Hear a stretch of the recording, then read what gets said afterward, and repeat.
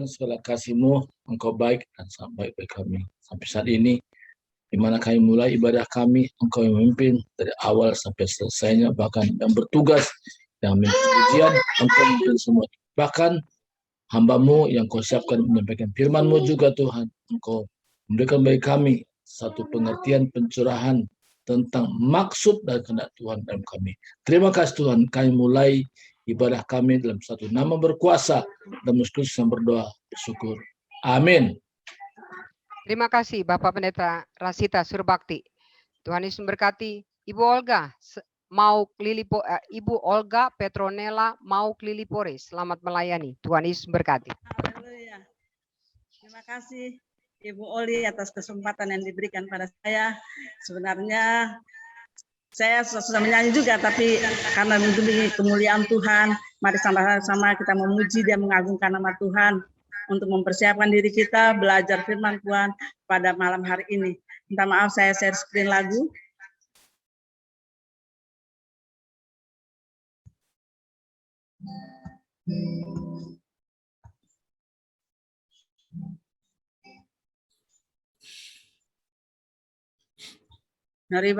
Mari Bapak Ibu, saudara-saudara yang saya kasih dalam kasih Tuhan, kita angkat pujian, katakan Bapa Engkau sungguh baik, karena kasih Tuhan melimpah dalam kehidupan kita. Oh, haleluya.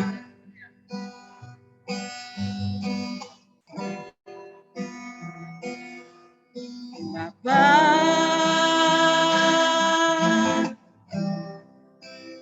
Engkau sungguh baik, kasih-Mu melimpah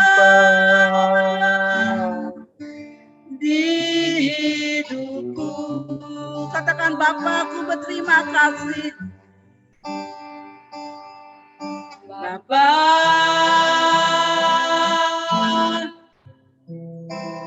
ku berterima kasih.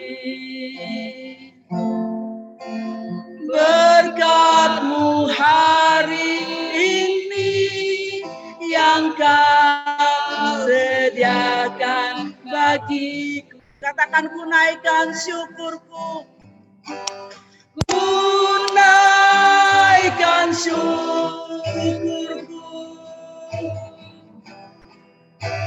buat hari yang Kau beri.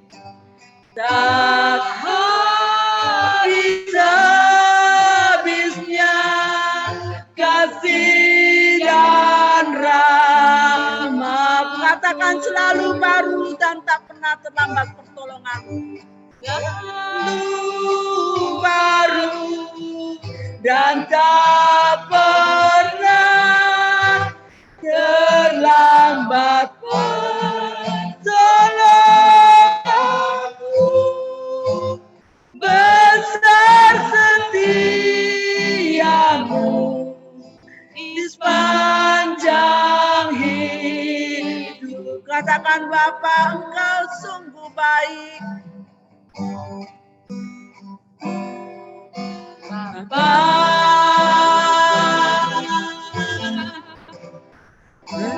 Engkau sungguh baik, kasih-Mu melimpah di hidupku, kasih-Mu melimpah di hidupku. Katakan dengan hati yang terdalam, Bapakku berterima kasih. Bapa, ku berterima kasih. Berkat-Mu hari ini yang Kau sediakan bagiku. Angkat tanganmu, katakan ku naikkan syukur. Ku naikkan syukurku buat hari yang Kau beri. Tak habis-habis habisnya. Habis-habisnya kasih dan rahmat-Mu selalu baru, selalu baru, dan tak pernah terlambat. Tolong aku besar setiamu di sepanjang hidupku. Ku naikkan syukurku, ku naikkan syukurku, amin, buat hari yang Kau beri. Habis-habisnya kasih dan rahmat-Mu, katakan selalu baru, selalu baru, dan tak pernah terlambat.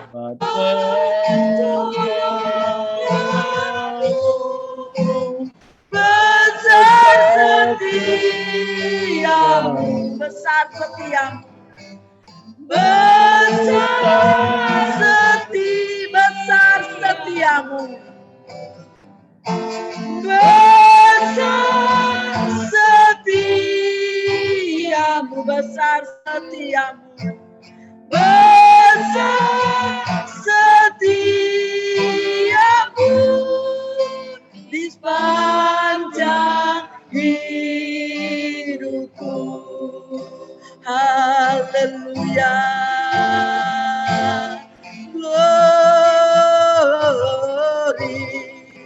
besar setiamu, kasih setiamu yang melimpah di dalam hidup ini. Haleluya, kami berterima kasih Tuhan. Bapa, Engkau sungguh baik, Bapa yang mulia, kasih-Mu selalu melimpah di hidup kami. Kau jagai langkah-langkah hidup kami. Haleluya, sepantasnya kami menaikkan syukur kami Tuhan, karena Engkau sungguh baik bagi kami. Engkau menjagai akan setiap langkah kami. Oh haleluya, haleluya. Kalau kami masih ada, ini karena kasih dan kemurahan Tuhan. Karena Engkau sungguh baik, Engkau begitu mulia dalam hidup kami. Terima kasih Tuhan. Haleluya. Mari semua yang ada dalam Zoom ini menaikkan pujian, meninggikan nama Tuhan. Oh haleluya. Dengan kata-katamu bersyukur pada Tuhan. Kalau saat ini kita masih ada, kita masih hidup, kita masih sehat. Karena kemurahan, kemuliaan Tuhan yang merasuk dalam hidup kita. Terima kasih Tuhan. Haleluya. Oh glory. Terpujilah nama-Mu Bapa. Haleluya. Syukur bagi-Mu Tuhan. Syukur bagi-Mu Bapa. Kami puji Engkau Tuhan. Kami agungkan Engkau Yesus. Haleluya. Terima kasih Tuhan. Engkau sungguh baik bagi kami. Engkau ada dalam setiap hidup kami. Terima kasih Yesus. Biar kami mau bersukacita, memuji, mengagungkan nama-Mu. Kami mau mengucap syukur karena kebaikan-Mu. Karena Engkau begitu dahsyat bagi hidup kami. Engkau telah mati di kayu salib untuk menebus dosa kami. Sehingga kami harus membalas kasih setia-Mu. Dengan apa? Bukan dengan harta, bukan dengan apa yang ada kami miliki. Tapi yang ada untuk memuji dan mengagungkan nama Tuhan. Saya mengundang Bapak Ibu Saudara-saudara untuk kita sama-sama meninggikan nama Tuhan dengan lagu yang lama. Yaitu sungguh Kau mempesona, dengan sukacita bahwa Tuhan telah mati di kayu salib untuk menebus dosa-dosa kita. Patutlah kita mengucap syukur, memuji akan kasih setia Tuhan dengan katakan, sungguh kau mempesona. Amin. Kita bersuka cita. Sungguh kau mempesona, segala perbuatanmu hapuskan raguku, kau buktikan kasih-Mu.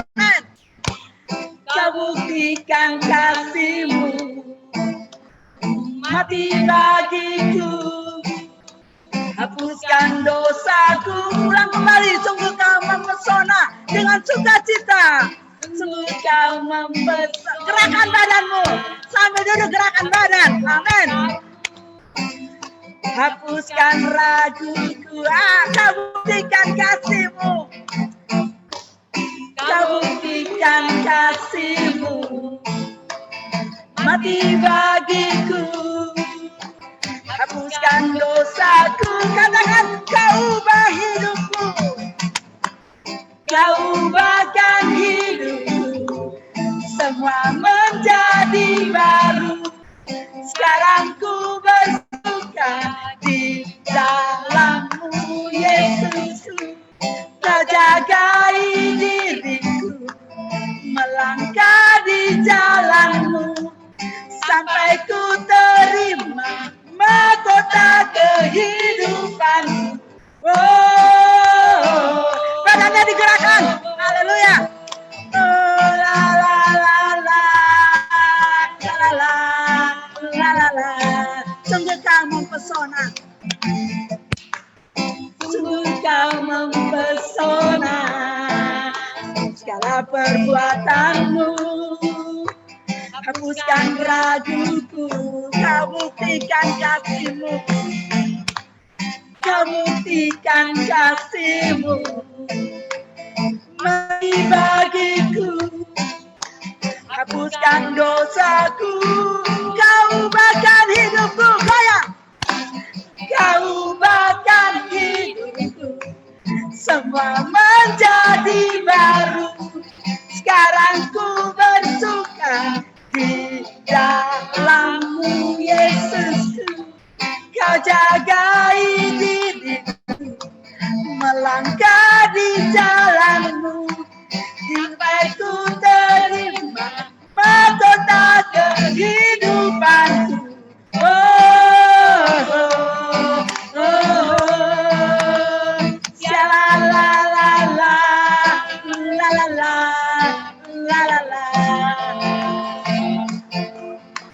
Bapak Ibu saudara-saudara yang terkasih, lagu ini sangat sungguh mempesona, penuh dengan sukacita. Walaupun kita hanya duduk, tapi berikan hatimu yang terdalam, dari jiwamu yang terdalam, berikan sungguh-sungguh bahwa Tuhan sungguh mempesona yang telah mati bagi kita. Kita patut mengembalikan sukacita ini ke dalam tangan Tuhan. Kita angkat lagi dengan, saya minta cukup gerakan tangan sajalah. Kalau Bapak Ibu duduk, nanti kalau berdiri akan terganggu menghalangi kamera. Tapi dengan badan kita berolahraga sambil memuji, mengagungkan nama Tuhan. Haleluya. Ibu Oli. Sungguh kau mempesona, segala perbuatanmu hapuskan raguku, kau buktikan kasih-Mu, kau buktikan kasih-Mu, mati bagiku, hapuskan dosaku, kau ubahkan hidupku, kau ubahkan hidupku, semua menjadi baru. Sekarang ku bersuka di dalam-Mu, Yesus. Kau jagai diriku, melangkah di jalan-Mu, sampai ku terima mahkota kehidupanku. Oh, oh, oh, oh. La la la la, la la la, la la la.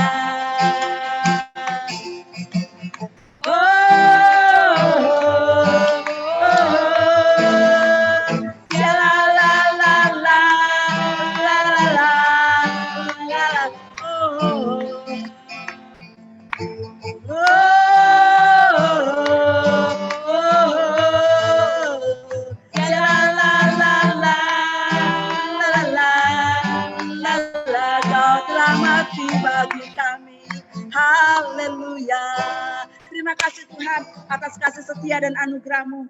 Engkau telah memberikan kami kekuatan baru. Oh, sekarang saatnya kami hendak mendengarkan sabda firman Tuhan, mendengarkan pujian. Kita angkat pujian, bagikan tanah kering. Kita semua bagikan tanah kering yang merindukan air. Untuk supaya firman Tuhan, apa yang diajarkan saat ini jadi rema dalam kehidupan kita. Oh, haleluya.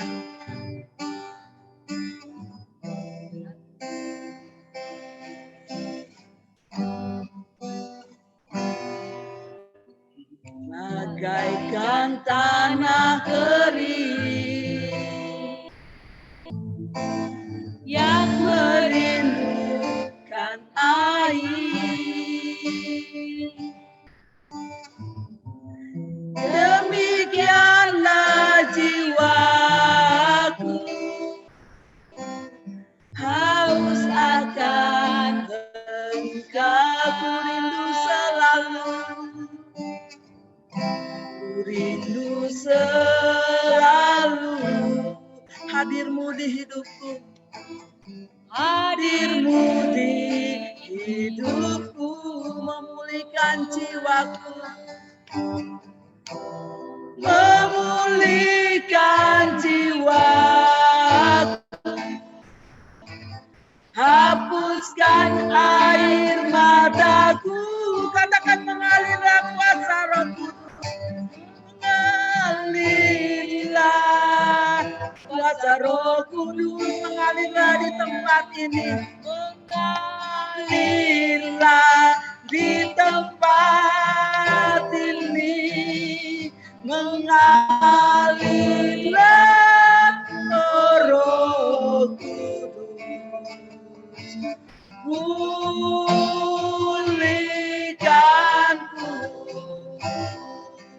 Kita angkat pujian yang merupakan doa kita. Katakan bahwa kami adalah tanah kering yang merindukan air.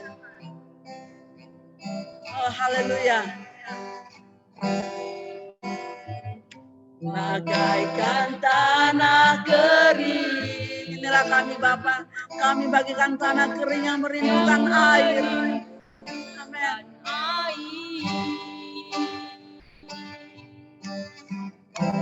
Demikianlah jiwaku haus akan Engkau. Katakan dengan lembut, katakan ku rindu selalu. Ku rindu selalu, amin. Hadir-Mu di hidupku, memulihkan jiwaku, hapuskan air mataku, katakan mengalirlah, mengalirlah kuasa Roh Kudus, mengalirlah di hatiku, mengalirlah di hatiku, mengalirlah Roh Kudus, oh Roh Kudus, pulihkanku, mengalirlah, mengalirlah kuasa Roh Kudus, mengalirlah di jiwaku, mengalirlah di jiwaku, mengalirlah Roh Kudus, pulihkan, mengalirlah,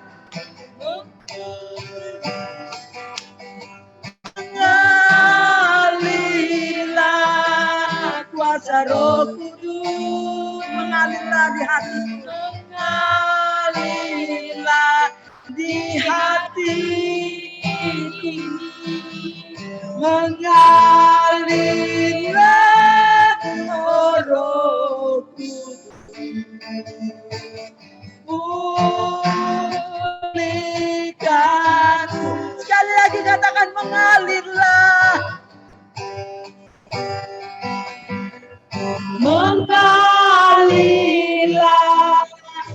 kuasa Roh Kudus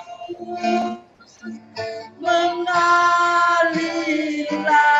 di tempat ini, mengalirlah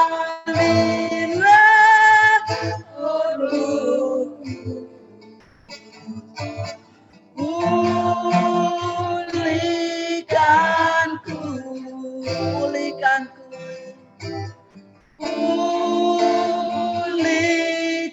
sekali lagi dipulihkanku, pulihkanku, haleluya, glory, kami puji namamu, kami agungkan Kau Tuhan, Kaulah Allah yang mulia, Allah yang selalu mengalir dalam hidup kami. Haleluya, pulihkan jiwa kami, hapuskan air mata kami Bapa. Haleluya, haleluya. Terima kasih Tuhan, kami bagaikan tanah yang kering, kami siap dialiri air surgawi Bapa. Haleluya, masuklah hadirat-Mu di tengah-tengah kami, di hidup kami, di jiwa kami Bapa. Haleluya, glory. Terima kasih Tuhan. Bapak Ibu, saat ini kita bukan hanya sekedar mau belajar karena Bible study, tapi kita ingin mengisi kuasa Roh Kudus masuk dalam hidup kita, dalam renung hati kita, biar firman pelajaran pada saat ini kita belajar dapat tertanam dalam kehidupan kami, dalam kehidupan kita, dan firman itu akan menjadi rema dalam hidup ini. Terima kasih Tuhan. Terima kasih Yesus. Haleluya. Mengalirlah kuasa-Mu. Haleluya. Di tempat tinggian-Mu Bapa, kita yang Kau melihat setiap hati-hati kami, di rumah-rumah kami, dimanapun kami berada. Tuhan, Engkau melihat setiap hati kami. Terima kasih Bapa.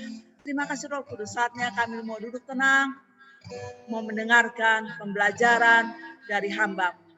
Terima kasih Tuhan. Terpujilah nama-Mu kekal selamanya. Haleluya. Amin. Amin, shalom, saudara.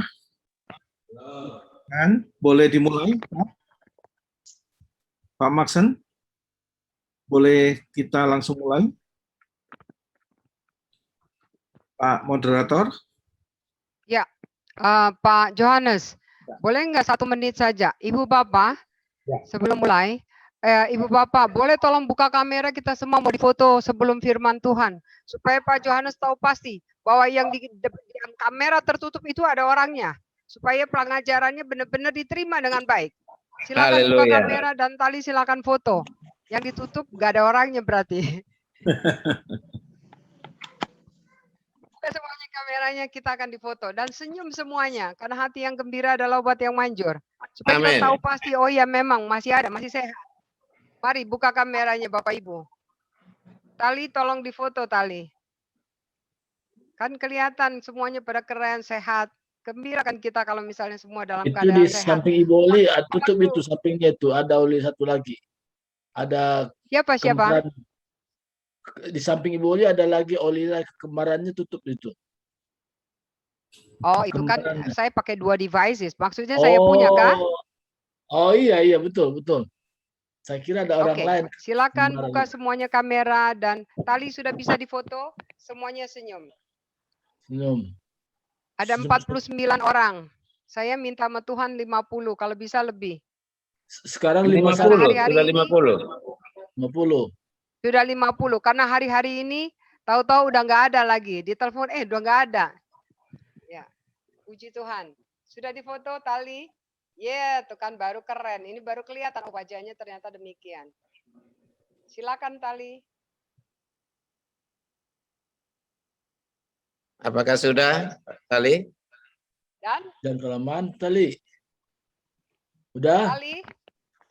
Are you okay Tali? Udah belum? Kering nih gigi. Hitung tali. Tali hitung tali katanya.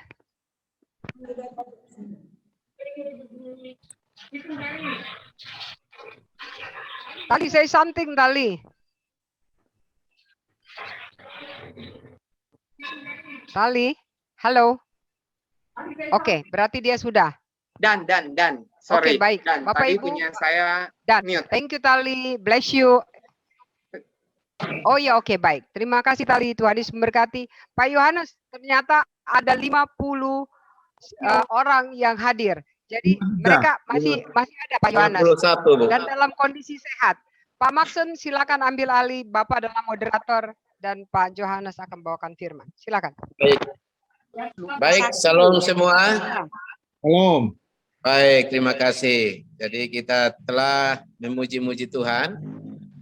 Saudara-saudara sekalian, tentu sesuai dengan topik kita malam hari ini, cara memandang uang secara baik tentu sebagai orang Kristen. Ya, marilah kita memandang yang terbaik itu adalah menurut firman Tuhan. Tetapi satu hal pertama saya mau bilang bahwa seluruh aspek kehidupan kita pasti kita membutuhkan uang. Dari lahir bahkan masih dalam kandungan sampai dengan meninggal sekalipun pasti kita membutuhkan uang untuk menyelesaikan seluruh aspek kehidupan kita. Nah, sekarang bagaimana cara memandang yang benar terhadap uang yang selama ini kita pakai atau dipakai orang untuk mengurus kehidupan kita? Mari kita melihat pedoman yang terbaik lewat firman Tuhan. Dan karena itu kepada hamba Tuhan malam hari ini, Bapak Pendeta Yohanes Raharjo, dipersilakan sepenuh waktu untuk memberi kita pembelajaran berkaitan dengan cara memandang yang benar tentang uang dalam kehidupan kita. Silakan Bapak Pendeta Yohanes. Baik, shalom saudara. Hari ini kita akan belajar tentang mengembangkan sikap hati yang benar terhadap uang. Nah, saudara, seringkali sebagai orang Kristen, banyak yang merasa, aduh ngomong uang lagi. Ngomong kemakmuran lagi. Nggak taunya posisi kita sekarang situasinya nggak benar, sedang susah, kenapa ngomong tentang kemakmuran. Nah, kita akan awali dari 3 Yohanes 1 ayat yang kedua, saudara. Ini alasannya kenapa tema ini diangkat. Silakan Ibu Oli. 3 Yohanes 1 ayat 2.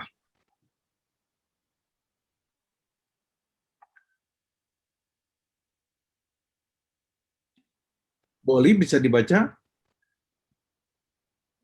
Bahasa Inggrisnya aja nanti ya. Sorry Pak, masih di mute. Maaf. Oke. Oh ya, in English. Ya. 3 Yohanes 1 ayat 2. Saudaraku yang kekasih. Oke. Ya, silakan. Saudaraku yang kekasih, aku berdoa semoga engkau baik-baik dan sehat-sehat saja dalam segala sesuatu, sama seperti jiwamu baik-baik saja. Saudara, bahasa Inggrisnya bukan sekedar semoga engkau baik-baik dan sehat-sehat saja, tetapi ada kata-kata apa di situ? Saya baca dari New King James Version, bolehkah? Coba dilihat. Do you mind? Ya. Nih, dalam New King James Version, beloved, I pray that you may prosper in all things and be in health, just as your soul prospers. Jadi ada prosper, ya, prosperity, means prosper, ya. Jadi ini bicara makmur, ya. Semoga makmur, semoga kita itu makmur, ya, sama seperti jiwamu makmur. Jadi kemakmuran seseorang, kita sudah belajar dulu, makmur itu adalah sukses yang lengkap, ya. Sukses yang lengkap itu bukan cuma satu, saudara, kesehatan, kerohanian, ya, karir, keluarga, hubungan sosial, kepribadian, ya. Jadi semua itu so-so. Jadi kalau sudah lihat di Alkitab, ya Yohanes 3:17, supaya kamu diselamatkan, itu dari so-so. Itu lengkap, holistik, ya, roh, jiwa, tubuh. Jadi jangan mikir nanti gua mati, ya gua masuk surga, bukan. Ya, Tuhan itu selalu ingin kita hidup makmur, sukses yang lengkap. Good success, Yosua 1:8.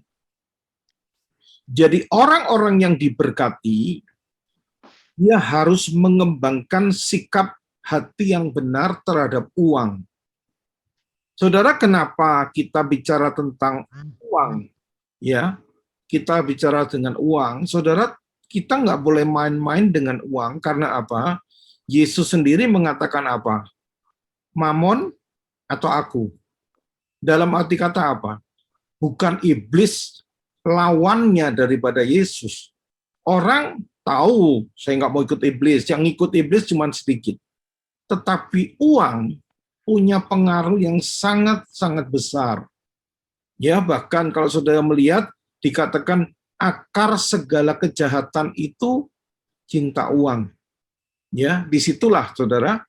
Jadi ini penting sebagai orang percaya, orang yang diberkati, kita harus mengembangkan sikap hati yang benar terhadap uang. Kalau saudara tidak mau pada akhir hidup saudara, akhirnya apa? Kehidupan kita hancur.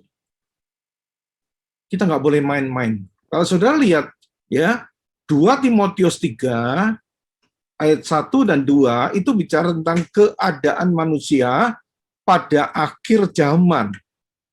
Saudara, keadaan manusia pada akhir zaman itu, kalau saudara lihat betul-betul, hanya 2 yang paling pokok, saudara. Adalah cinta uang, menjadi hamba uang, dan cinta diri sendiri. Jadi 2 hal ini, hari-hari akhir ini, yang harus betul-betul kita waspadai, ya. Orang-orang akan egois, menjadi egois, dan menjadi hamba uang. Apapun dia akan korbankan demi uang. Kalau kita sebagai orang-orang yang diberkati, kita tidak waspada, kita nggak punya sikap hati yang benar terhadap uang, bisa dipastikan hidup kita akan hancur pada akhirnya. 1 Timotius 6 ayat 9-10, tolong dibaca. 1 Timotius 6 ayat 9 dan 10. Tetapi mereka yang ingin kaya terjatuh ke dalam pencobaan, ke dalam jerat, dan ke dalam berbagai-bagai nafsu yang hampa dan yang mencelakakan, yang menenggelamkan manusia ke dalam keruntuhan dan kebinasaan. Ayat 10. Karena akar segala kejahatan ialah cinta uang. Sebab oleh memburu uanglah beberapa orang telah menyimpang dari iman dan menyiksa dirinya dengan berbagai-bagai duka. Saudaraku, nggak main-main. Betul-betul Tuhan itu serius. Tuhan nggak suruh kita benci kepada uang, tapi gunakan, pakailah mamon yang tidak jujur itu. Jadi jangan sampai kita nggak mengerti kita yang dipakai. Saudara, anak yang hilang, bukan anak yang hilang. Seorang pemuda kaya datang sama Yesus, dia sangat kaya, ya. Akhirnya apa, saudaraku? Yesus katakan, jual hartamu, bagikan pada orang miskin, ikutlah aku. Nah, di situ, saudara, ketahuan bahwa dia katakan dia kecewa dan meninggalkan Yesus sebab banyak hartanya. Nah, orang ini bukan memiliki harta, tetapi dia sudah dimiliki oleh harta. Nah, berapa banyak, saudara, orang-orang ya yang mungkin dikatakan saya ikut pelayanan, saya cinta Tuhan, memberi perpuluhan dan sebagainya, tetapi hatinya sebetulnya melekat. Ya, hatinya, di mana hatimu, di situ hartamu. Nah, ini yang Yesus mau ingatkan kita. Padahal jelas Lukas 16, 10-13 dikatakan uang itu, mamon itu perkara yang kecil. Kalau engkau tidak setia pada hal mamon, ya, saudara, itu perkara kecil mamon itu. tetapi pengaruhnya sangat-sangat besar. Dan mamon itu, Matius 6:33 dikatakan, cari dulu kerajaan Allah dan kebenarannya, semua ditambahkan, cuman tambahan. Tetapi kalau kita tidak mengerti sungguh-sungguh, maka cepat atau lambat kita akan dikuasai. Ya, dengan alasan apapun juga. Saudara, ini nggak main-main. Jelas.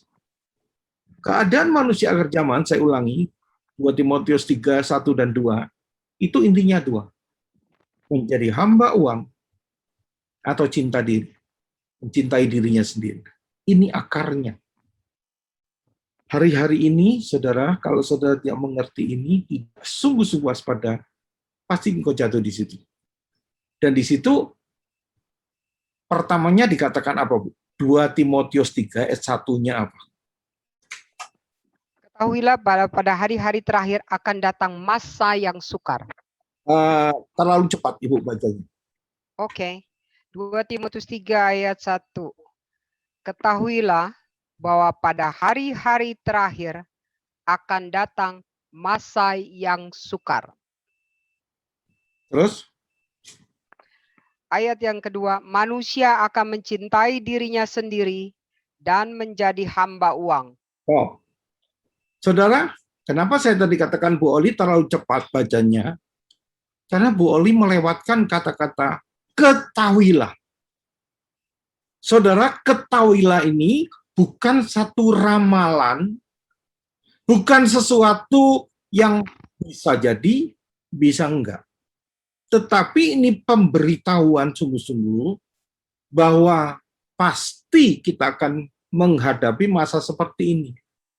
Jadi ketika engkau ketemu dengan orang-orang yang makin egois, bicaranya makin aku, saya, saudara tahu, oh, itu penyakit akhir zaman, ciri-ciri orang akhir zaman.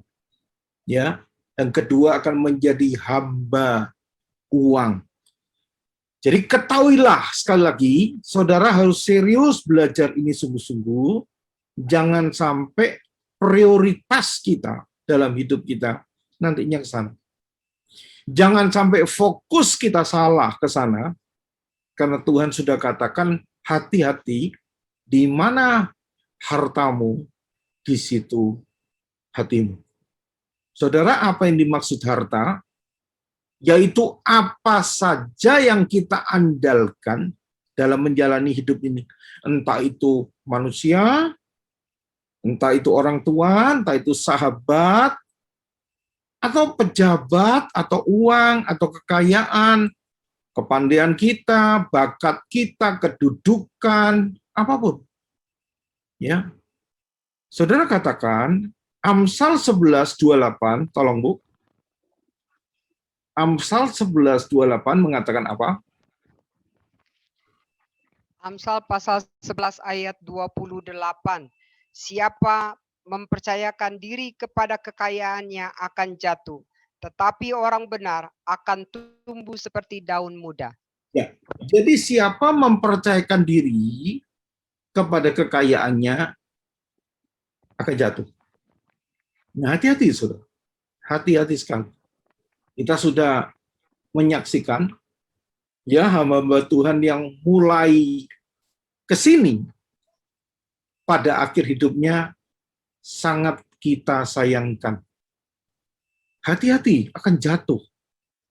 Nah, Bapak Ibu, Saudara kasih Yesus Kristus, 2 Timotius 6:17 juga 1 Timotius 6:17 dikatakan apa? 1 Timotius 6 ayat 17. Peringatkanlah kepada orang-orang kaya di dunia ini agar mereka jangan tinggi hati dan jangan berharap pada sesuatu yang tak tentu seperti kekayaan, melainkan pada Allah yang dalam kekayaannya memberikan kepada kita segala sesuatu untuk dinikmati. Di sini amin. Bahwa apa? Uang itu adalah sesuatu yang nggak tentu sifatnya. Bisa datang, bisa pergi. Tapi kita nggak boleh berharap di situ, tetapi kita harus berharap pada Allah yang dalam kekayaannya memberikan kepada kita segala sesuatu untuk dinikmati. Kita udah belajar bedanya orang kaya dan orang yang diberkati. Bedanya cuma apa? Kuasa menikmati. Siapa dapat menikmati di luar Tuhan? Nggak ada. Nah, saudara, saya berikan pendahuluan ini supaya saudara betul-betul serius ya mempelajari ini. Ini nanti ada 4 sesi yang saya bawakan. Ya, saya sudah berikan gambaran sama Ibu Oli. 4 sesi akan saya bawakan. Setelah itu saya akan tunda 1 minggu. Orang lain 1 minggu saya, 1 minggu. Karena saya belajar lagi, saya akan sekolah lagi. Dan banyak PR-nya, jadi saya nggak sempat, saudara. Harus mulai 2 minggu sekali aja, kalau hari Minggu. Nah, saya bertanggung jawab untuk mengajar 4 sesi ini tentang apa? Penghalang-penghalang. Ya, jadi penghalang-penghalang itu adalah musuh kemakmuran. Ada 8 penghalang, tapi setiap kali saya ajarkan 2 penghalang. Dan bagaimana kita memiliki sikap yang benar. Jadi ada penghalangnya apa, sikap yang benarnya apa. Jadi nggak boleh cuman penghalangnya, oh kita tahu musuhnya itu, tetapi kita nggak ngerti solusinya. Apa sikap yang benar yang harus kita kembangkan.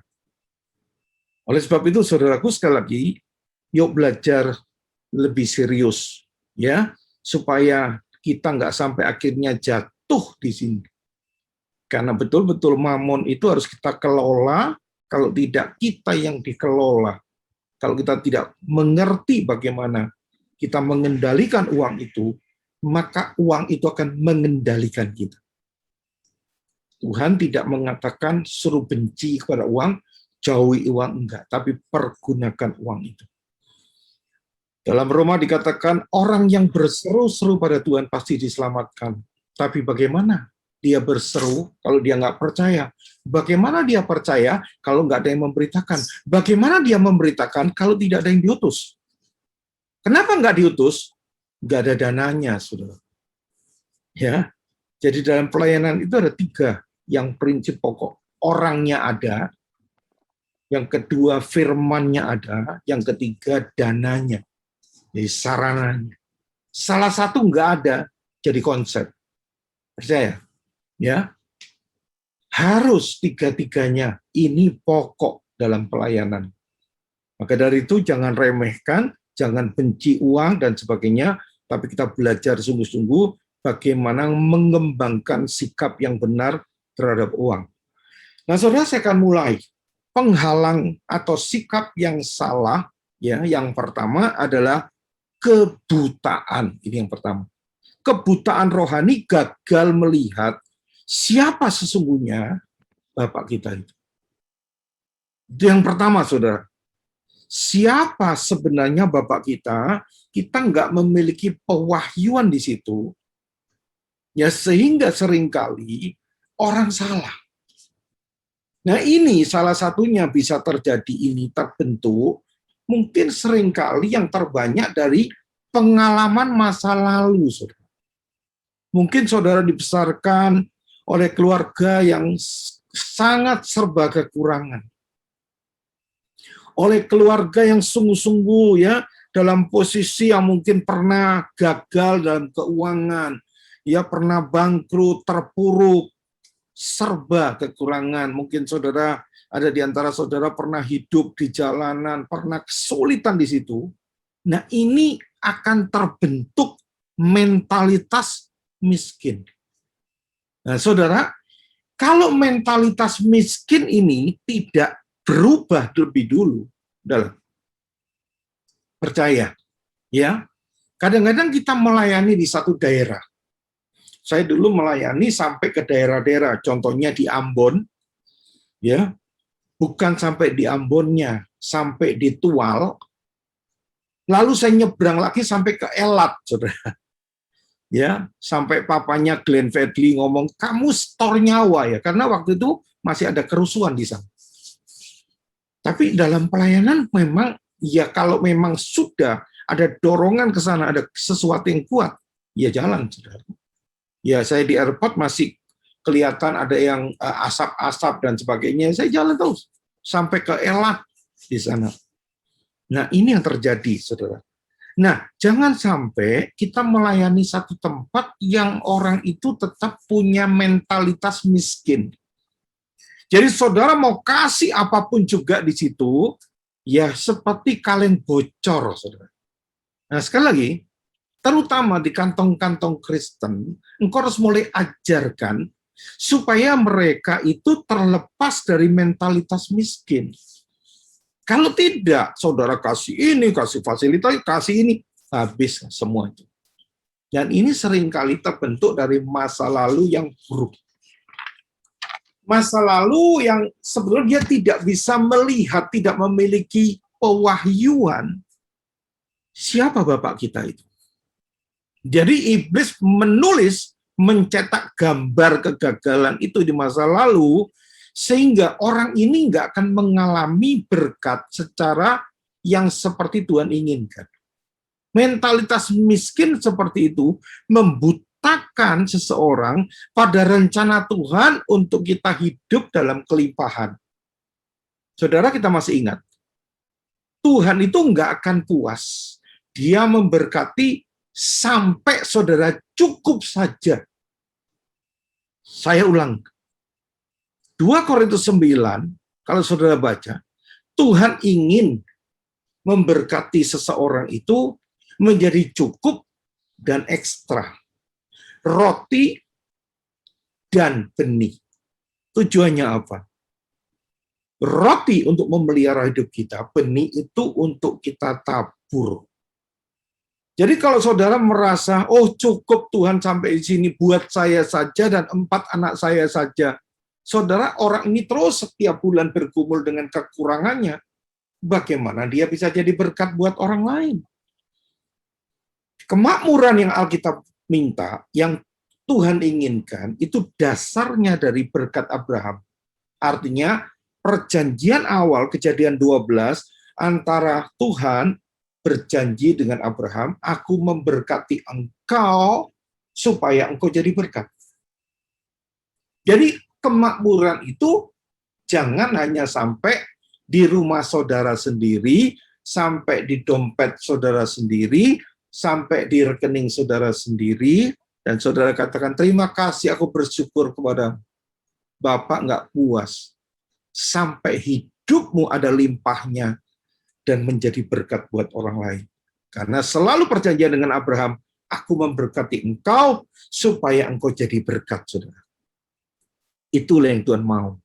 Maka dari itu, jangan sampai gambar yang dibingkai oleh musuh kita membutakan anak-anak Tuhan tentang kelimpahan yang Tuhan janjikan, rencana Tuhan ini, sehingga itu menghambat atau menghalangi berkat Allah kepada kita. Jangan dia katakan cukup. Ya, saudara, saya mau katakan dari saudara, memang kita tidak bisa menyangkali pengalaman-pengalaman masa lalu itu tetap akan ada. Tapi yang harus kita tolak adalah otoritas pengalaman masa lalu yang buruk itu mendominasi kita, seakan-akan otoritas itu lebih besar daripada firman Tuhan. Seakan-akan pengalaman kegagalan kita masa lalu itu lebih besar dari firman Tuhan. Supaya ketika engkau belajar sungguh-sungguh, engkau tahu rencana Bapa kepada kita, ya, Bapa ingin memberikan kita kelimpahan, cukup dan ekstra, diberkati dan jadi berkat. Saudara, Bapak bisa menghapuskan mentalitas miskin dari pola pikir kita, agar pengalaman itu, yang buruk itu, tidak lagi berkuasa atas diri saudara, dan firman Tuhan itu yang menggantikan. Nah, saudara lihat, Yakobus 1:21. Mari baca di situ. Yakobus 1:21. Yakobus pasal 1 ayat 21. Sebab itu buanglah segala sesuatu yang kotor dan kejahatan yang begitu banyak itu, dan terimalah dengan lemah lembut firman yang tertanam di dalam hatimu, yang berkuasa menyelamatkan jiwamu. Nah, jelas? Terima dengan lemah lembut firman yang tertanam di dalam hatimu, yang berkuasa menyelamatkan jiwamu. Kenapa nggak dikatakan menyelamatkan rohmu? Saudara, roh kita ini penurut, sudah penurut. Nggak akan serakah. Roh kita nggak akan tamat. Tetapi seringkali jiwa kita ini yang nggak sesuai dengan roh, dia jadi tamat, saudara. Dia jadi serakah. Makanya tadi kemakmuran itu, ya, 3 Yohanes 1 ayat 2 tadi itu, ada kemakmuran supaya jiwamu, begitu juga jiwamu makmur. Artinya apa? Jangan sampai saudara, roh saudara penurut, tapi jiwamu ini yang nggak sesuai. Makanya perlu diperbaharui terus-menerus. Ya, jelas. Roma 12 ayat 2, perbarui, jangan serupa dengan dunia, perbarui dengan firman, supaya selaras. Nah, kita tahu bahwa firman itu yang bisa menggantikan masa lalu atau mentalitas miskin itu. Saya berikan satu gambaran, saudara. Kalau saudara ada gelasnya kopi itu pasti di bawahnya itu ada ampasnya. Saudara tidak perlu engkau buang ampasnya, dalam arti kata engkau lemparkan atau gimana, tetapi cukup engkau tetesin air aja. Semakin airnya semakin deras, itu yang hitam-hitam dari kopi itu akan keluar. Semakin deras, lama-lama bersih sendiri. Itulah gambaran firman. Semakin banyak kau masukkan firman, maka di situ kau mulai bisa melihat, terbebas dari kebutaan. Ternyata Bapak itu baik ya. Bapak itu pengen hidupku itu menjadi luar biasa. Saudara, supaya jiwamu ini bersukacita, bergembira karena Tuhan. Bukan karena engkau punya duit banyak, dapat lotre, enggak, saudara. Baca Mazmur 37 ayat 4.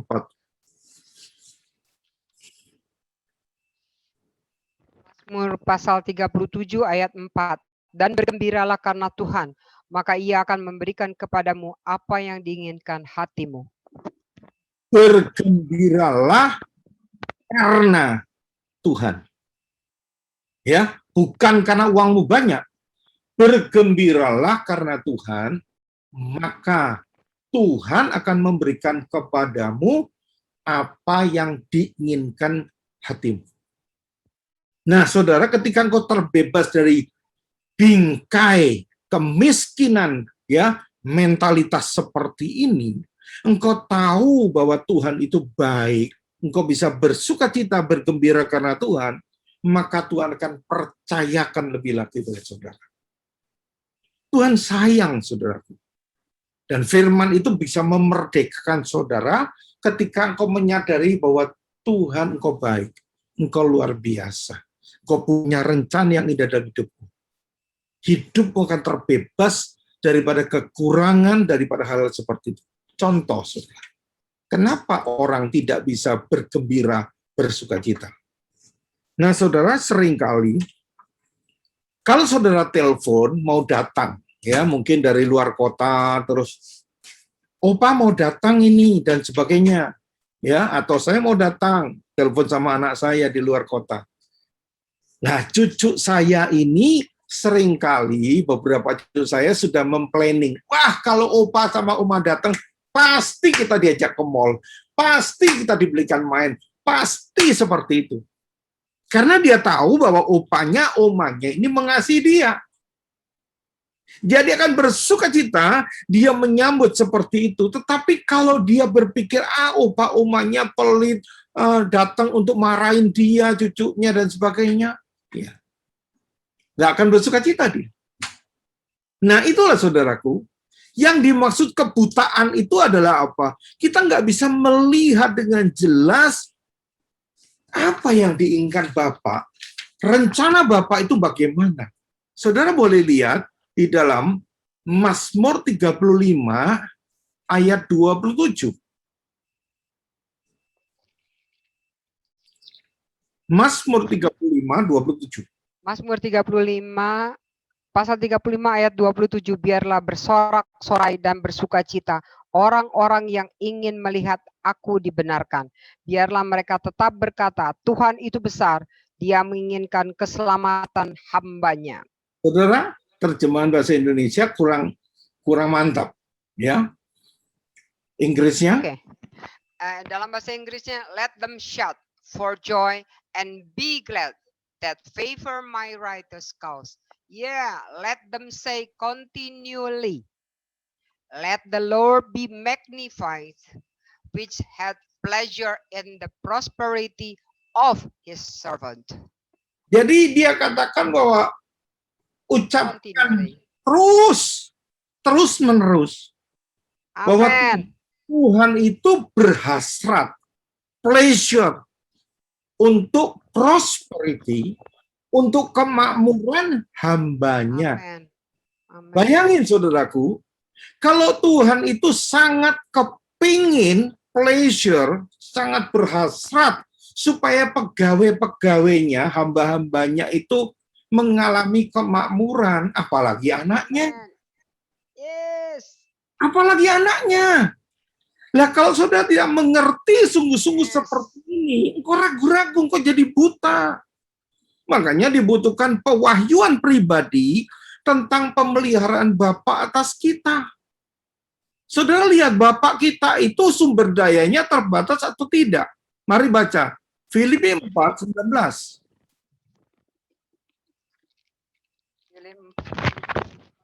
Ayat 19. Where is that now? Oh ya, oke. Filipi 4 ayat 19. Allahku akan memenuhi segala keperluanmu menurut kekayaan dan kemuliaannya dalam Kristus Yesus. Allahku akan apa? Segala. Memenuhi penuh, saudara. Ya, sebagian keperluanmu, no, all, segala keperluanmu menurut apa? Kekayaan dan kemuliaan. Bapak kita itu sumber dayanya bisa berkurang, bisa habis atau tidak? No. Tidak. Jalannya aja dari emas, saudaraku. Jadi dia berjanji, dia akan memenuhi segala keperluanmu menurut kekayaan dan kemuliaannya dalam Kristus Yesus. Pertanyaan saya, apakah engkau percaya kalau Bapak itu mengasihimu? Kalau saudara percaya seperti itu, aku dikasih Bapak, sumber dayanya Bapak ini jauh lebih kaya dari Bill Gates, dari Trump, dari siapapun juga. Haleluya. Lebih daripada Bill Gates atau orang terkaya di dunia, George Soros atau siapapun juga di dunia ini, jauh melebihi. Apakah engkau menganggap bapakmu ini senang melihat anak-anaknya itu diusir dari rumah kontrakan? Ayo pergi-pergi. Nggak bayar udah 4 bulan. Senang nggak gitu? Atau adakah seorang bapak yang senang kalau mobilnya atau motornya itu berkali-kali harus ditarik oleh dealer? Cicilannya terlambat. Atau mungkin rumahnya dilelang sama bank, atau dikejar-kejar debt collector, lalu dibentak-bentak, diancam-ancam. Gimana kamu? Kamu manusia apa bukan? Waduh. Coba saudara sejenak mikir, Bapak di sorga itu seperti itu enggak? Padahal dia katakan apa? Bapakmu di dunia yang jahat aja selalu memberikan yang baik. Apalagi Bapakmu yang di sorga. Tetapi orang-orang yang buta tentang siapa Bapak sebenarnya, engkau masih terbelenggu oleh apa? Ya kemiskinan, mentality seperti itu. Nah, Bapak Ibu Saudara kasihan Yesus Kristus, justru sekarang yang dibutuhkan itu pewahyuan pribadi tentang pemeliharaan Tuhan atas anak-anaknya, supaya ini menghapus, membebaskan engkau dari kemiskinan mentality ini, dan kau siap untuk hidup dalam kemakmuran Bapa, dan disitulah hidupmu bisa jadi berkat buat orang lain. Itulah saudaraku, kita harus mengerti sungguh-sungguh, mentalitas miskin seperti itu, sungguh-sungguh itu menghalangi kita, musuh dari kemakmuran. Ayo ganti gambar di hati kita itu, karena kita ini disayangi oleh Bapa di sorga, kita dikasih oleh Bapa di sorga. Jadi bagi saudara yang sekarang ini masih sering kali dihantui dengan kekhawatiran-kekhawatiran, baca Matius 6:26. Tolong Bu Oli. Ya, Matius pasal 6 ayat 26. Pandanglah burung-burung di langit yang tidak menabur dan tidak menuai dan tidak mengumpulkan bekal dalam lumbung, namun diberi makan oleh Bapamu yang di sorga.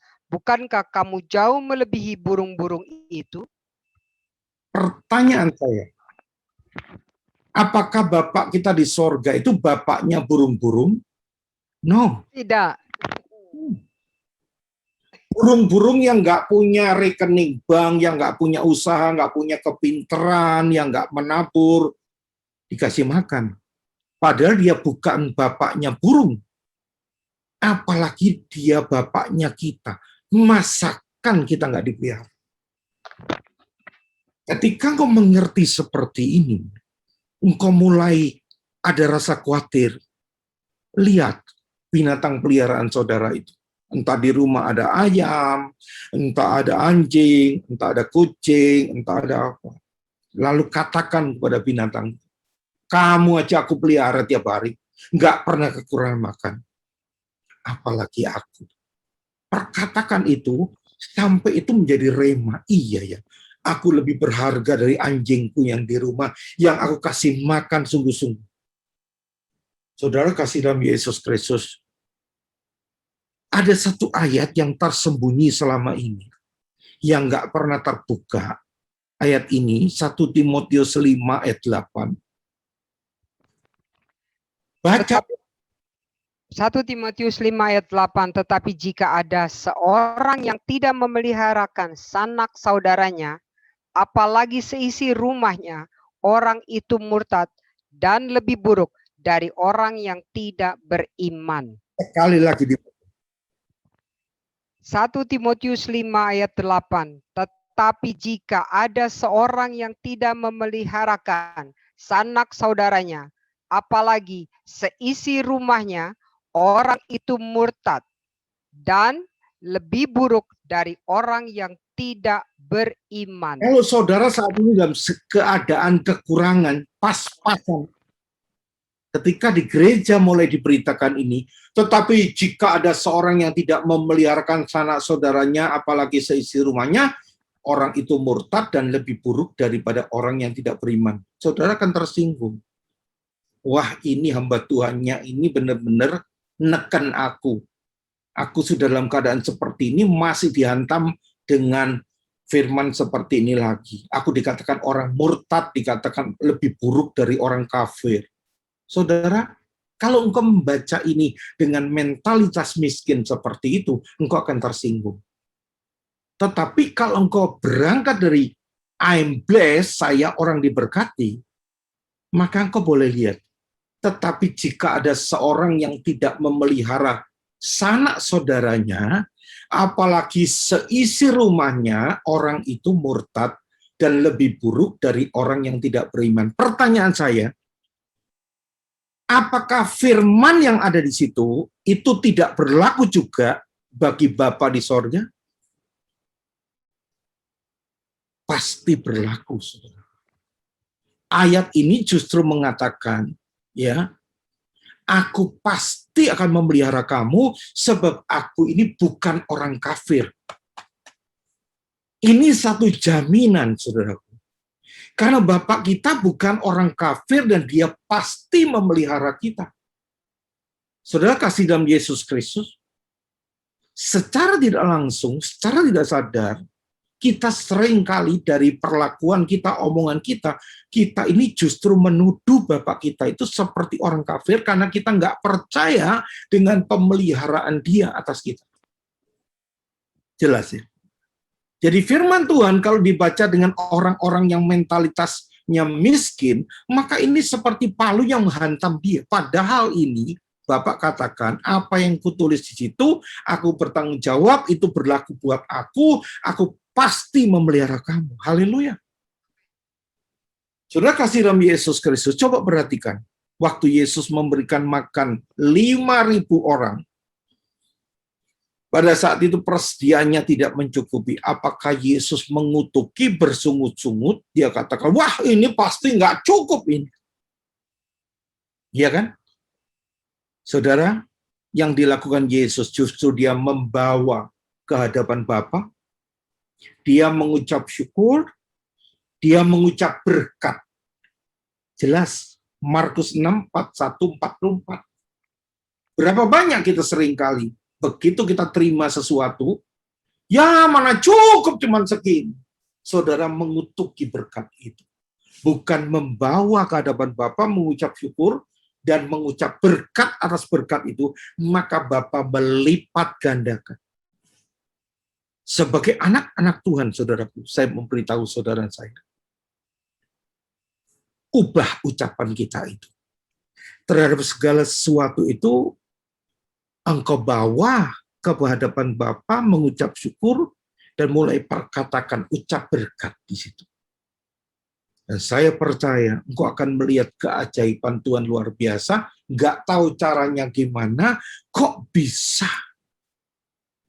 Nah inilah saudaraku, untuk mengalahkan daripada penghalang-penghalang kemakmuran itu, kita harus mulai memiliki pewahyuan akan pemeliharaan Bapa yang sempurna atas hidup kita, anak-anaknya, sebab Bapa sangat-sangat menginginkan anak-anaknya makmur, saudara. Jadi itu yang pertama, saudara. Sekali lagi, Bapa pengen sekali kita makmur, ya. Seringkali kita meragukan, kita anggap Bapa kita itu kafir. Mari kita lihat Markus 9, 23, 24. Inilah gambaran kita orang-orang seringkali datang kepada Bapa. Markus pasal 9 ayat 23 dan 24. Jawab Yesus, katamu, jika engkau dapat, tidak ada yang mustahil bagi orang yang percaya. Segera ayah anak itu berteriak, aku percaya, tolonglah aku yang tidak percaya ini. Seringkali kita itu ngomong, Bapak kalau engkau bisa, tolong berkati aku. Tolong Tuhan. Tuhan katakan, katamu jika aku dapat. Tidak ada yang mustahil bagi kamu yang percaya. Bukan aku, kata Tuhan. Tidak yang mustahil bagi orang yang percaya. Seringkali kita tidak yang mustahil bagimu Tuhan. Tidak ada yang mustahil bagi Allah. Oh no. Bagi orang yang percaya. Lalu Bapak ini mengatakan, aku percaya Tuhan, tolonglah aku yang nggak percaya ini. Itulah sikap kita. Ya, sekalipun kita nggak memenuhi syarat seperti itu, tetapi kita akan I'm blessed. Saya lebih dari cukup karena hidupku diberkati untuk jadi berkat. Mentalitas seperti itu harus menggantikan mentalitas kemiskinan itu. Itu yang pertama ya. Penghalang pertama adalah kebutaan rohani. Kita nggak bisa melihat pewahyuan tentang pemeliharaan Tuhan. Yang kedua, saudara, apa penghalangnya untuk mengalami kemakmuran dan hidup dalam kemakmuran adalah ketakutan. Kalau yang pertama kebutaan, yang kedua ketakutan. Takut apa, saudara? Takut nggak cukup nanti. Ya, rata-rata orang di dunia jangan-jangan nanti nggak cukup, saudara. Nah, sikap yang seperti ini seringkali justru menghambat kita hidup dalam kemakmuran. Saudara, ketakutan ini padahal sudah di-counter oleh Rasul Paulus 2 Timotius 1 ayat 7. Dikatakan apa? Sebab Allah memberikan kepada kita bukan roh ketakutan, melainkan roh yang membangkitkan kekuatan, kasih, dan ketertiban. Nah, sebab Allah memberikan kepada kita bukan roh ketakutan, melainkan roh yang membangkitkan kekuatan, kasih, dan ketertiban. Saudara, kalau saudara tidak bisa mengembangkan sifat aku percaya Tuhan, aku nggak akan takut lagi. Karena aku tahu siapa engkau. Nah, saudaraku, roh ketakutan ini jangan saudara pikir akan turun atas menguasai orang-orang yang miskin, orang-orang yang rendahan. No. Orang-orang yang kaya, orang-orang pendidikan nggak peduli, saudaraku. Orang kaya, orang miskin itu efeknya sama. Saya kasih contoh. Bukti pengaruh uang itu sangat kuat dalam kehidupan baik orang kaya dan orang miskin. Saudara, orang kaya itu khawatir apa, saudara? Kalau ada di jalan, kalau apa dan sebagainya. Ya, dia khawatir was-was kehilangan.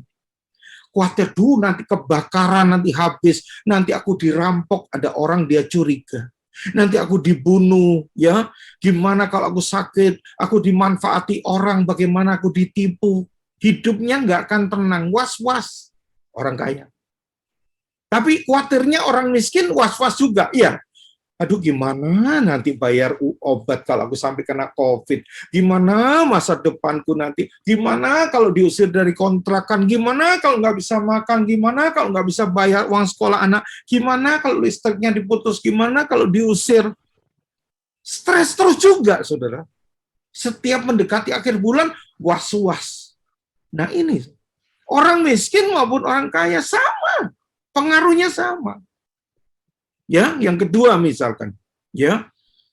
Orang kaya itu suka curiga ya sama orang miskin.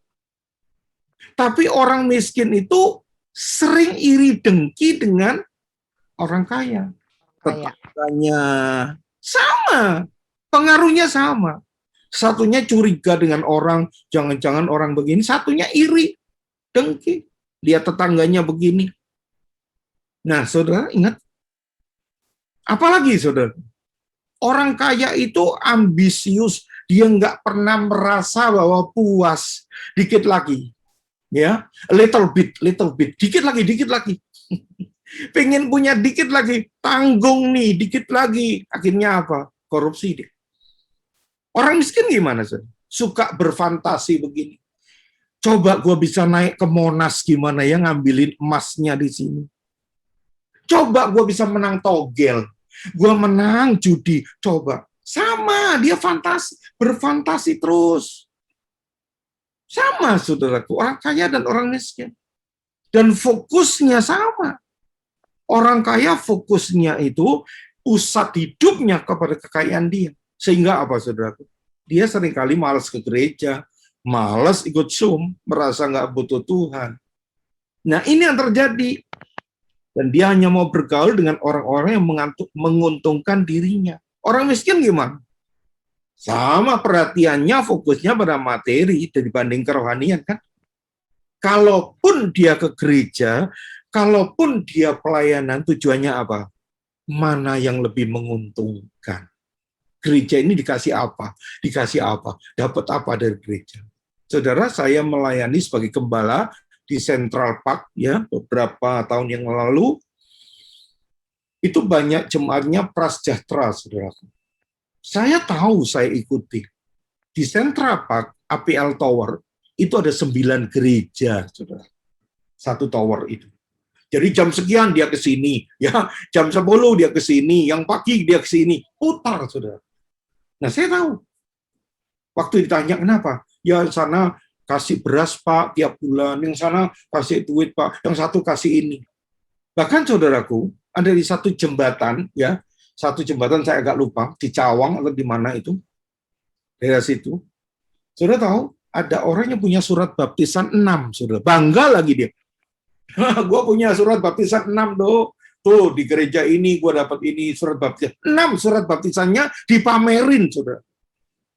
Kenapa? Ya kalau gue punya surat di gereja ini, wah jaminan setiap bulan gue dapat minyak, gue dapat ini, bantuan gula. Alah. Mental seperti ini yang susah, saudara. Dia ke gereja, dia selalu tujuannya bukan dengar firman, tapi mana yang menguntungkan buat dia. Nah, orang-orang seperti ini harus diberitahu. Mental miskinmu itu yang menghambat engkau hidup dalam kemakmuran. Jelas, saudara. Nah, saudara, seringkali kita nggak sadar. Orang kaya dan orang miskin itu sebetulnya pengaruh uang itu sama. Satunya sifatnya berubah jadi sombong, angkuh, ya.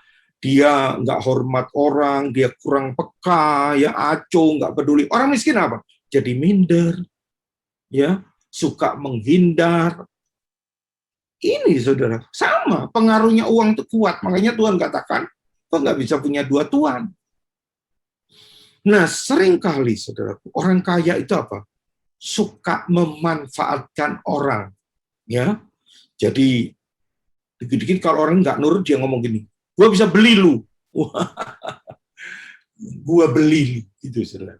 Ya, nah suka merendahkan orang, memandang orang sebelah mata, ya seringkali dia pokoknya seperti. Tapi orang miskin gimana? Ya halalkan segala cara. Yang penting gimana caranya gua dapat duit. Teman-teman lama dia tinggalin. Dia cari kawan-kawan yang menguntungkan, bahkan kalau perlu anak istrinya, keluarganya ditinggalkan, saudaraku. Dia berpikir selalu berbicara apa? Yang penting gimana gua dapat.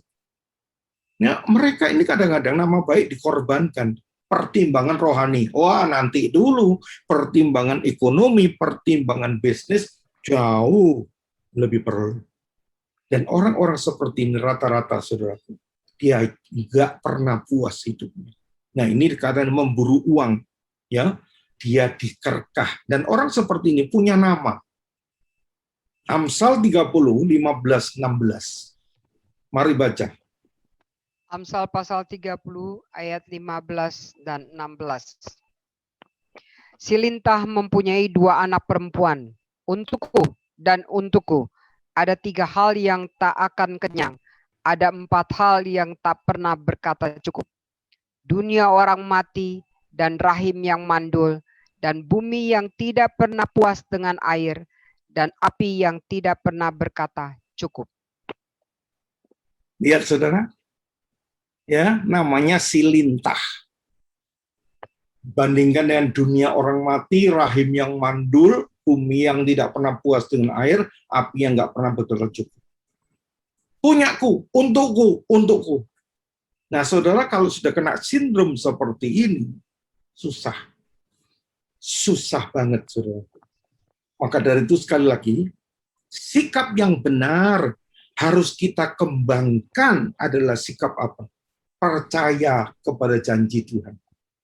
Percaya untuk melawan ketakutan itu, kita harus percaya Ibrani 13, 5 dan 6.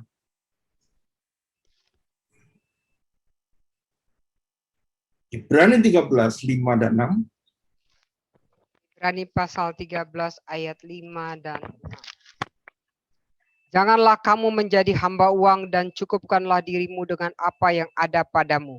Karena Allah telah berfirman, aku sekali-kali tidak akan membiarkan engkau dan aku sekali-kali tidak akan meninggalkan engkau. Sebab itu, dengan yakin kita dapat berkata, Tuhan adalah penolongku, aku tidak akan takut. Apakah yang dapat dilakukan manusia terhadap aku? Inilah, saudara. Jadi untuk mengalahkan ketakutan, pegang. Engkau harus percaya bahwa Tuhan akan membiarkan engkau sekali-kali. Meninggalkan engkau pun tidak akan pernah. Sehingga engkau dapat berkata, Tuhan penolongku, aku tidak akan takut apakah yang akan dilakukan manusia terhadap aku. Ini penangkalnya, saudara. Nah, saudara lihat sebagai ayat-ayat terakhir, supaya saudara mengerti. Kejadian 15 ayat 1. Kemudian datanglah firman Tuhan kepada Abram dalam suatu penglihatan. Janganlah takut, Abram. akulah perisaimu, upahmu akan sangat besar. Coba saudara nikmati kalau membaca firman Tuhan ini. Kemudian datanglah firman Tuhan kepada Abraham. Nah, kemudian itu bahasa Inggrisnya apa? Tolong baca, Bu.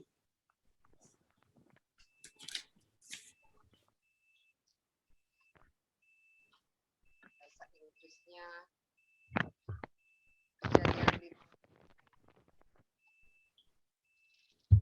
New King James Version ya. After these things, the word of the Lord came to Abram, Apa awalnya? saying, "Do not be afraid, Abram. I am your shield, your exceedingly great reward." Awalnya apa, Bu? After these things, the Ya. word of the Lord Stop. came to Abram in a vision. After these things. Tuhan mengapa mengatakan setelah itu, saudara, kalau saudara mulai melihat sungguh-sungguh, saudara harus peka. Kenapa Tuhan katakan setelah itu? Setelah apa? Nah, saudara, setelah dari mulai pasal sebelum Kejadian 15, saudara bisa melihat setelah Tuhan janji kepada Abraham, perjanjian itu dengan Abraham, itu Tuhan katakan after these things. Jadi setelah kamu melakukan ini, itu Tuhan berjanji apa? Jangan takut Abraham, akulah perisaimu, upahmu akan sangat besar. Saudara, saya temukan paling tidak ada 3 yang dia lakukan. Sebelum pasal 15. Di mana Abraham coba tawarkan kepada Lot, Lot, cari kamu yang terbaik, tanah yang terbaik. Akhirnya Lot nggak tahu diri, saudara. Ya ini, paman, aku mau yang ini, yang lebih enak. Nah, itu kan pengorbanan, kan? Seorang paman ngomong seperti itu kan pengorbanan, saudara. Dia dapat yang sisanya, yang bukan yang terbaik. Kesatu. Yang kedua, saudaraku, Abraham itu memberikan persepuluhan. Ya. Itu kan sebetulnya berat toh seperti itu. Memberikan persepuluhan, dan yang ketiga, dia menolak suap. Nah, ini yang dimaksud. Baca pasal 14, 20 sampai 23. After. Dan terpuji. Terus baca. Kejadian 14 ayat 20 sampai 23, dan terpujilah Allah yang Maha Tinggi, yang telah menyerahkan musuhmu ke tanganmu. Lalu Abram memberikan kepadanya 1/10 dari semuanya. Ayat 21, berkatalah Raja Sodom itu kepada Abram, berikanlah kepadaku orang-orang itu, dan ambillah untukmu harta benda itu.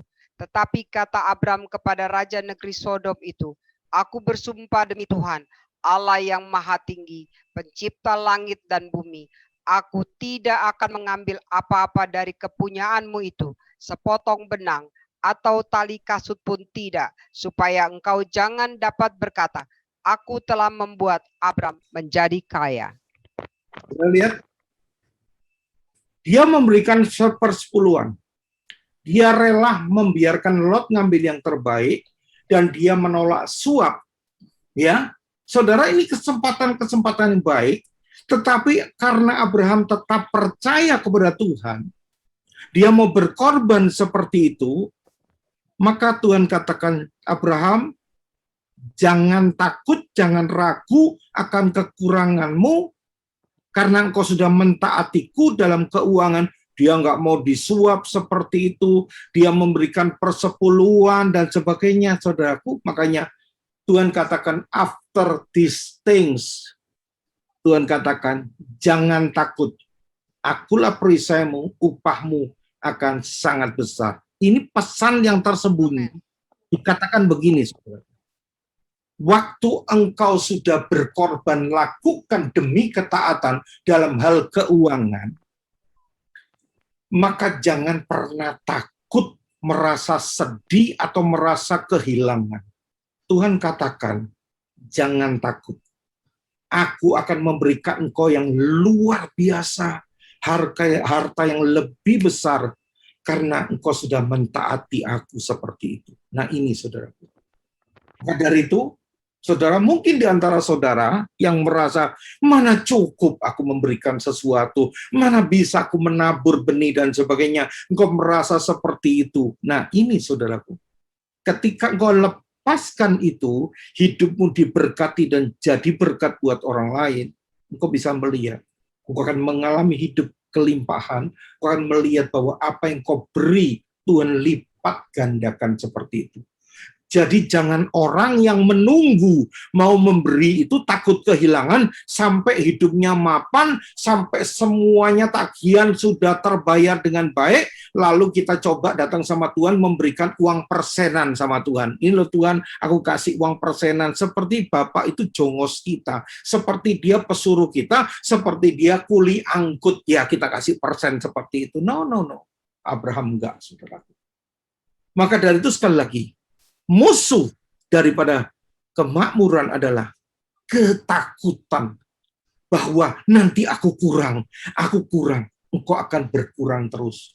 Tetapi ketika kau sungguh-sungguh lakukan, engkau percayakan hidupmu pada Tuhan, dari segala kekayaanmu apapun juga, Tuhan katakan, jangan takut Abraham, akulah perisaimu, upahmu yang sangat besar.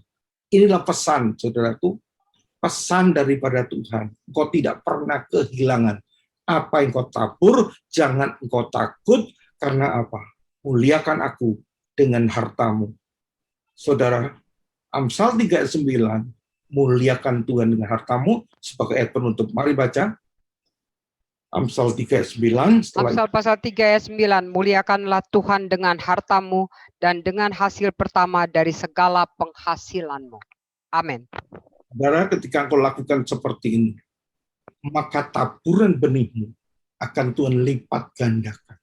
Kalau selama ini engkau hanya memberikan Tuhan sekedar nunggu supaya sampai hidupku mapan, sampai tagihanku semuanya beres, aku baru mau memberi uang persenan sama Tuhan, kebalik.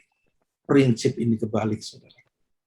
Maka dari itu biarlah hari ini dua hal musuh daripada kemakmuran, yaitu yang pertama adalah kebutaan rohani. Kita nggak punya pewahyuan bahwa sesungguhnya pemeliharaan Tuhan atas kita itu sempurna. Dan yang kedua adalah musuh daripada kemakmuran adalah ketakutan kita akan kekurangan nanti nggak cukup, saudaraku. Tetapi saudara harus mengerti sungguh-sungguh bahwa lawan itu dengan satu keberanian. Janji Tuhan, lawan bahwa aku punya Bapak yang luar biasa. Aku pasti diberkati. Tuhan nggak puas sampai kita cukup, tetapi hidupku ada limpahnya untuk jadi benih bagi hormat kemuliaan. Hidupku diberkati untuk jadi berkat. Biarlah ini menjadi satu pedoman hidup kita. Kita hidup dalam kemakmuran Tuhan. Kita kalahkan penghalang-penghalang itu, dan kita memiliki sikap yang benar di hadapan Tuhan. Percaya, hidupmu pasti luar biasa untuk kemuliaan Tuhan. Tuhan memberkati saudara.